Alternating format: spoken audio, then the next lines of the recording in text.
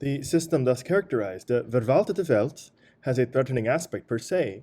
In order to do full justice to such needs as the one satisfied by astrology, one has to be aware of the ever-threatening impact of society.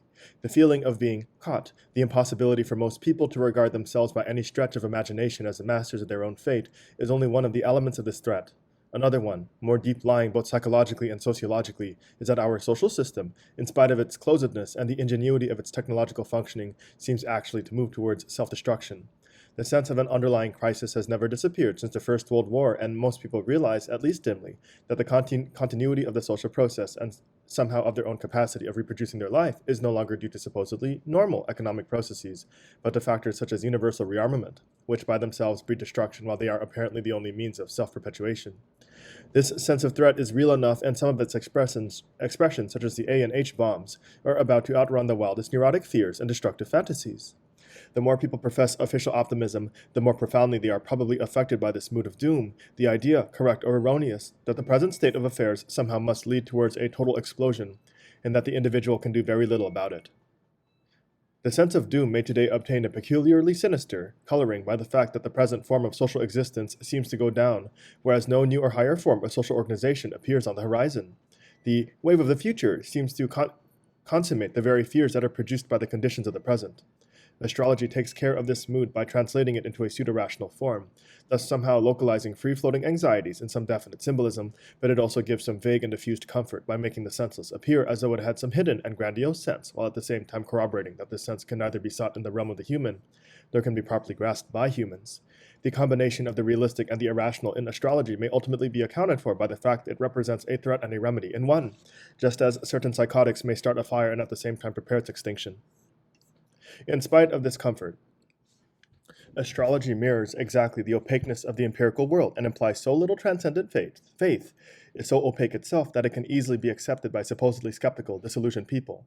The intellectual attitude it is expressive of is one of disoriented agnosticism. The cult of God has been replaced by the cult of facts, just as the fatal entities of astrology, the stars, are themselves viewed as facts, things ruled by mechanical laws.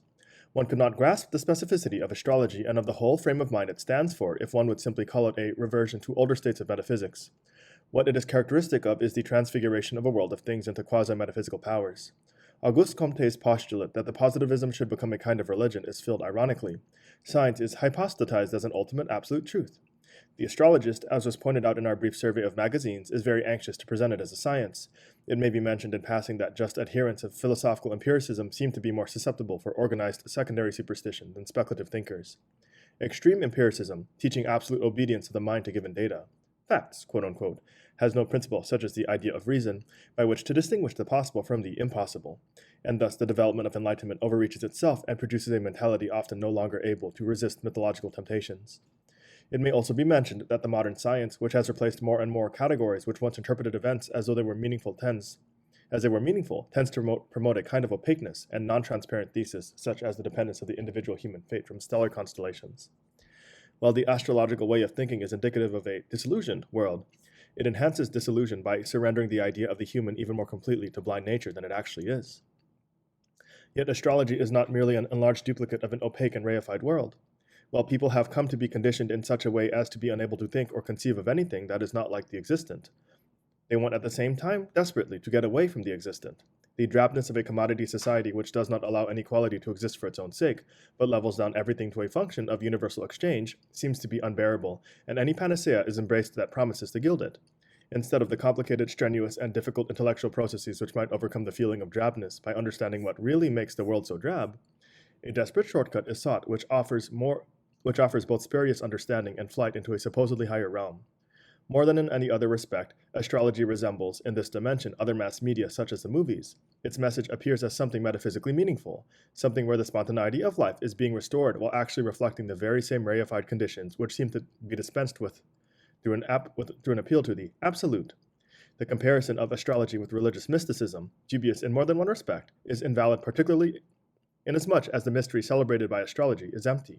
The movements of the stars, supposedly explaining everything, explain nothing, and even if the whole hypothesis were true, it would have to be explained why and how the stars come to determine human life, an explanation that hasn't even been attempted by astrology. A veneer of scientific rationality has been fused with blind acceptance of undemonstrable contentions and the spurious exaltation of the factual.